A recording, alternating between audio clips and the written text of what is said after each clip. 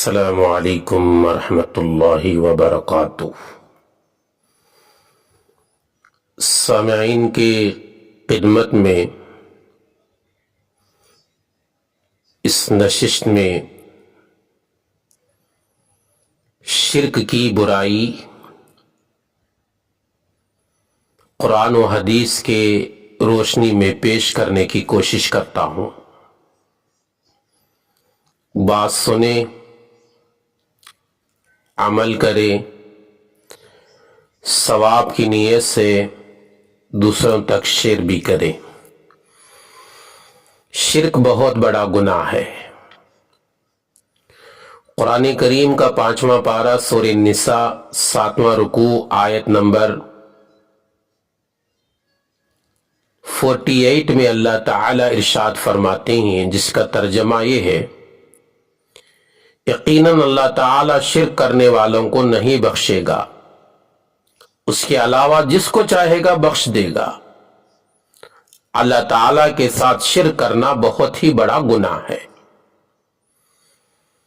یہ سورہ نساء آیت نمبر 48 کا ترجمہ۔ شرک کرنے والوں سے دنیا اور آخرت دونوں کی بھلائی چھوٹ جاتی ہے، وہ راہ حق سے دور جا پڑتا ہے، وہ اپنے نفس کو، اپنے دونوں جہاں کو برباد کر لیتا ہے۔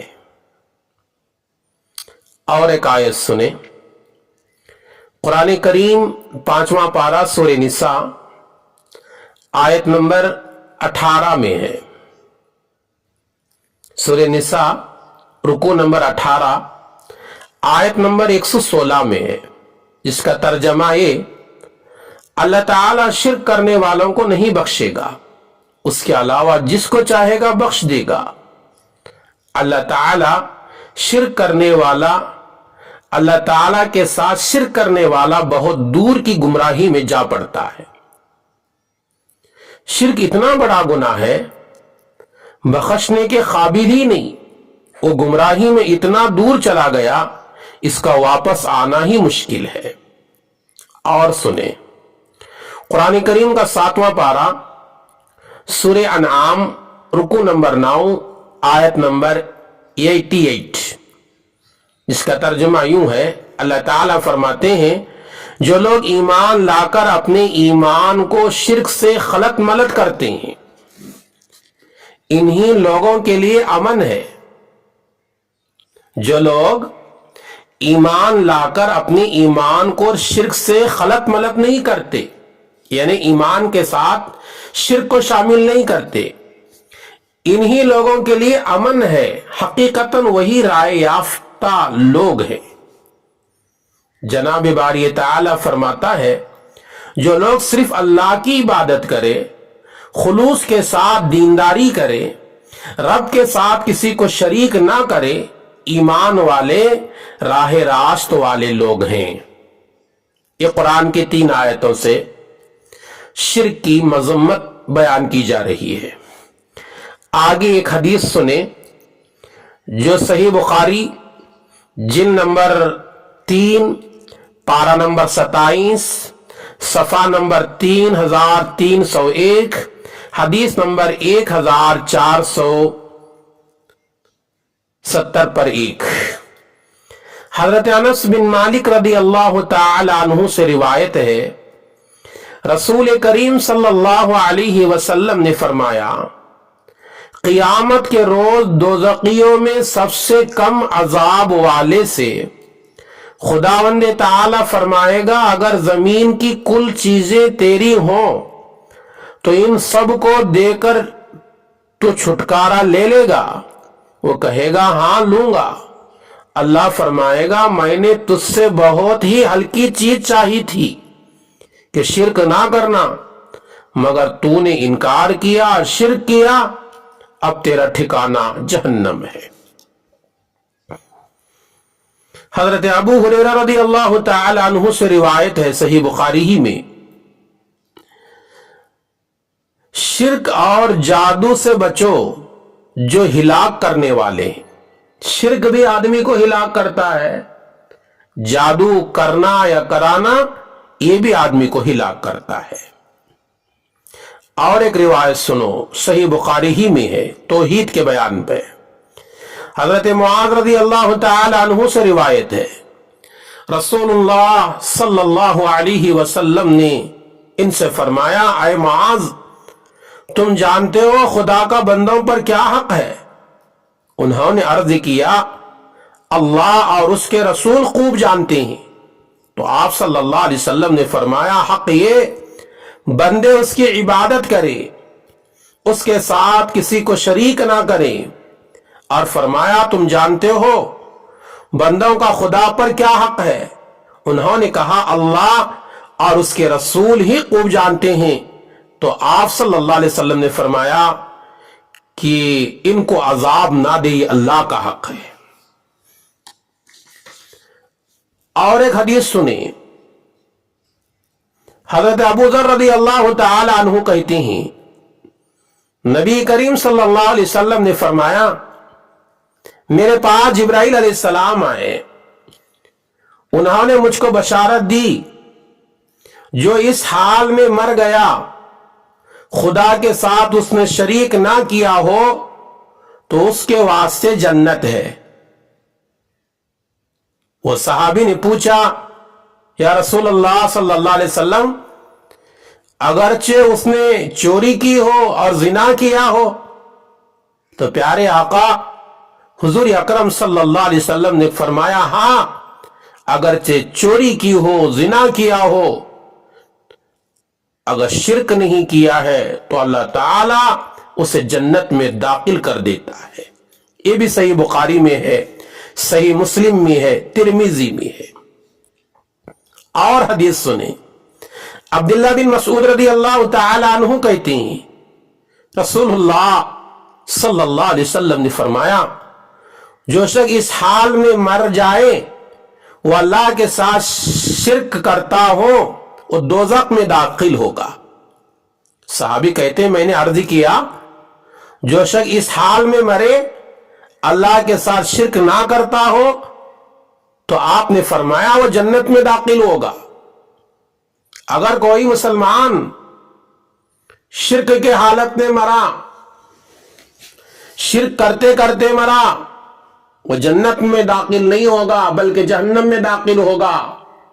اور جو شرک نہیں کیا، گنہگار صحیح اللہ اس کو جنت میں داخل کریں گے۔ وہ گناہوں کی سزا پانے کے لیے جہنم میں جائے گا لیکن ایک نہ ایک دن وہ ضرور نکلے گا۔ حضرت عوف بن مالک اشجعی سے روایت ہے رسول اللہ صلی اللہ علیہ وسلم نے فرمایا میرے پروردگار کے پاس سے ایک آنے والا آیا اور مجھے اختیار دیا، دو صورتوں میں سے کوئی ایک صورت قبول کر لیجئے، ایک یہ کہ آپ کی آدھی امت جنت میں داخل ہوگی، دوسرا یہ کہ آپ کو شفاعت کا حق دیا جائے گا۔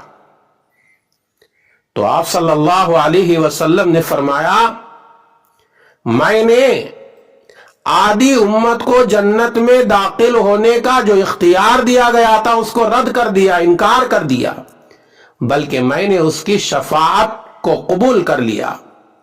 آگے میرے نبی فرماتے ہیں صلی اللہ علیہ وسلم جو ایسی حالت میں مرا کہ اس نے اللہ کے ساتھ کسی کو شریک نہ کیا ہو میں اس کو ضرور شفاعت کروں گا۔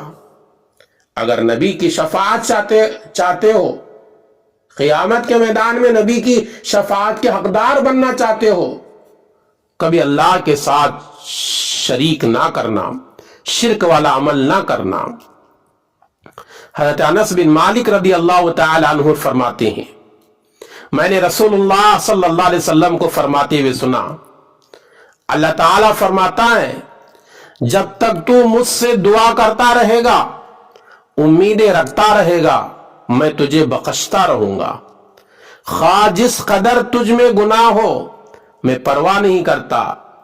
اے آدم کے بیٹے اگر تیرے گناہ آسمان تک پہنچ جائے اور پھر تو مجھ سے بخشش چاہے میں بخش دوں گا، میں پرواہ نہیں کرتا۔